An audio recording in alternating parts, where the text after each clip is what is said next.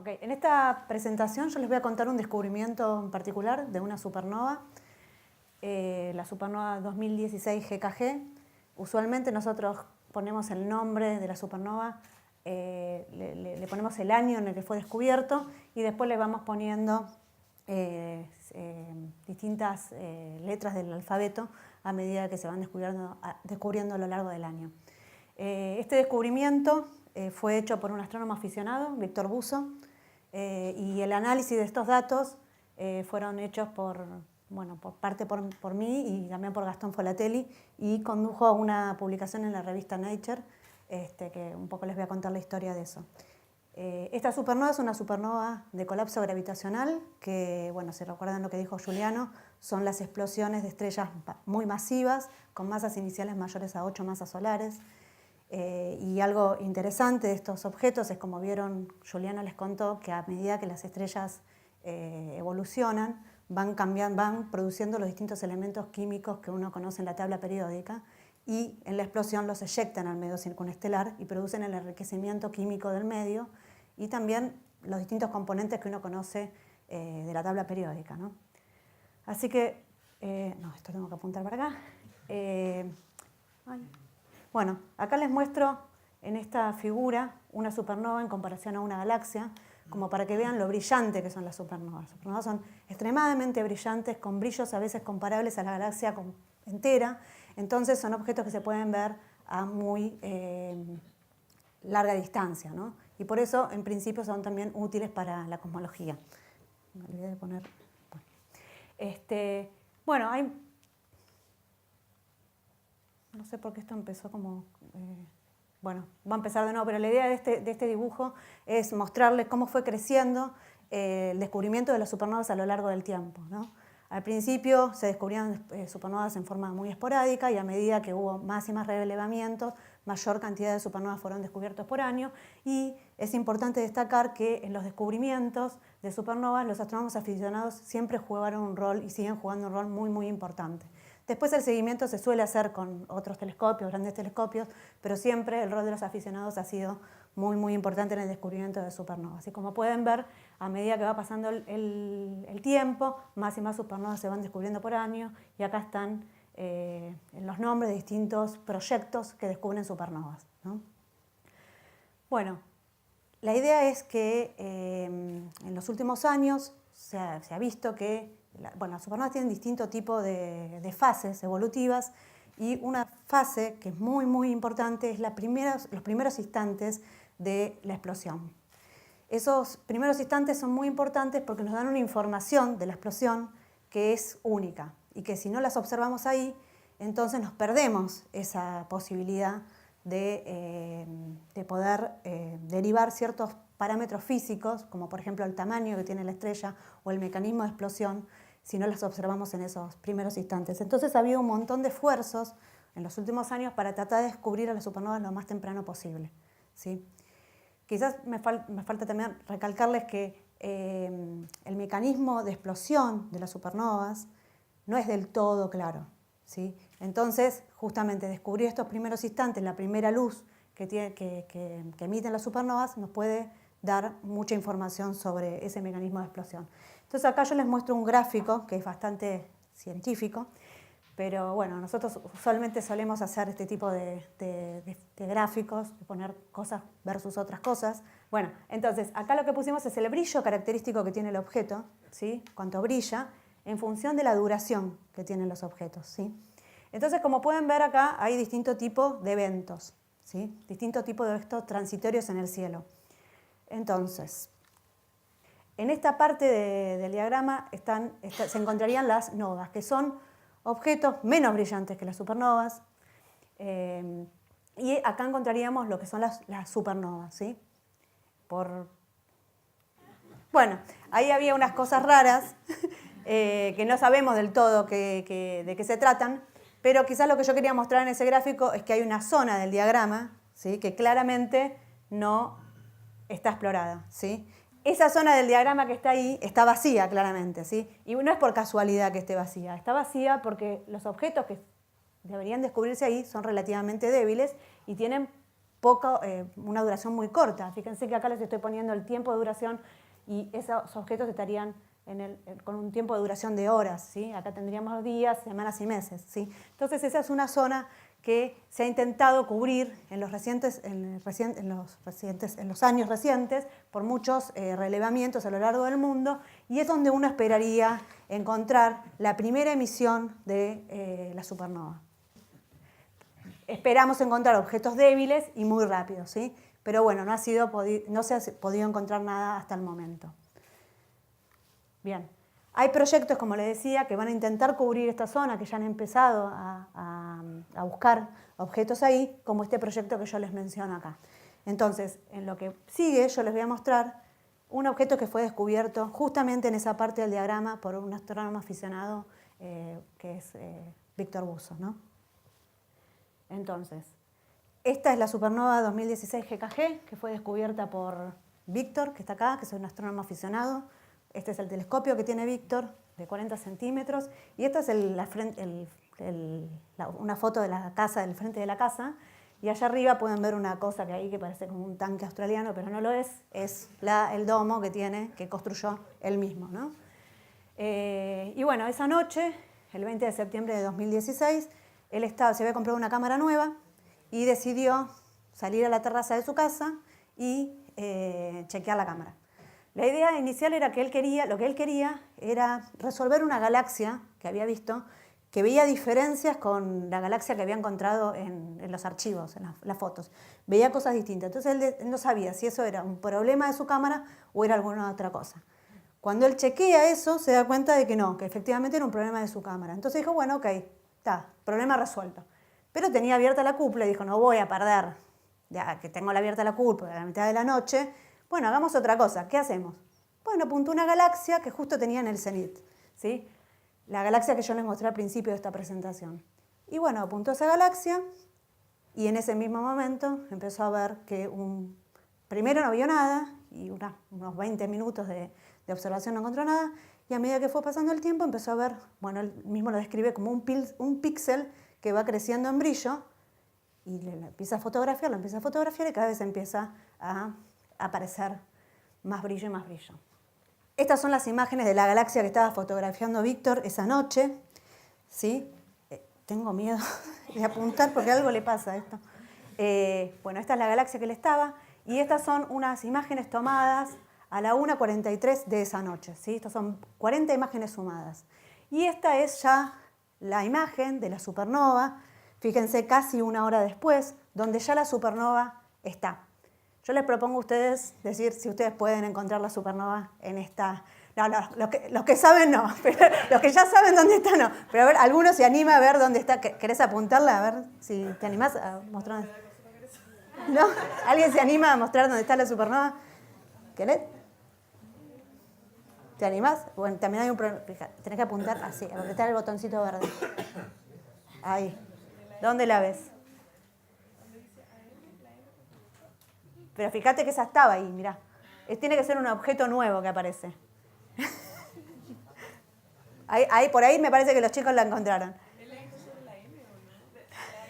Bueno, evidentemente es difícil, o sea, hay confusión, ¿no? Hay confusión, bueno,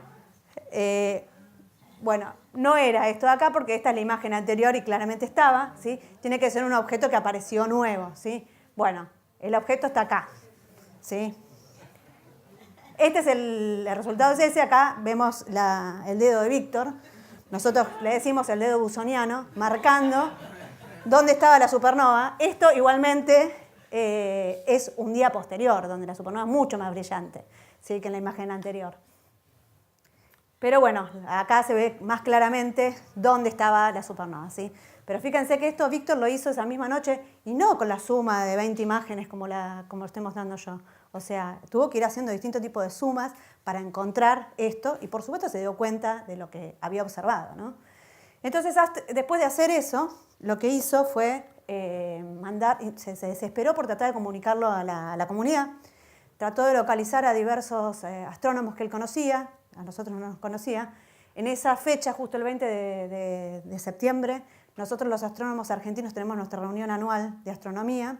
así que no encontró a nadie, porque justamente esa misma noche era el día de la cena, así que no había nadie, no pudo contactar a nadie. Ahora nosotros corrimos la reunión anual para hacerla con los chilenos a octubre, pero generalmente la hacemos en septiembre. Y bueno, se desesperó, qué sé yo, hasta que encontró una persona, otro astrónomo aficionado, Sebastián Buzo, y decidieron hacer un anuncio a la comunidad sobre este descubrimiento. Claramente él estaba confundido, sabía que era un objeto real, pero estaba confundido porque el brillo que veía del objeto era más débil de lo que él conocía típicamente de una supernova. Entonces él claramente eso lo pone en su telegrama. Dice que si fuera una supernova, la distancia que estaría esta supernova, que es de 65 millones de años luz, entonces la supernova debería haber sido más brillante, a menos que la supernova haya sido descubierta a épocas muy, muy tempranas, ¿sí? También dice que en una de esas podría ser alguna otra cosa como una nova, pero él aún en ese momento se dio cuenta de lo que había visto. Bueno, nosotros recibimos este telegrama por la comunidad internacional y bueno, decidimos ponernos en contacto con Víctor para ver qué era lo que realmente había descubierto, porque con esa información tampoco a nosotros nos quedaba del todo claro qué era lo que había sucedido esa noche.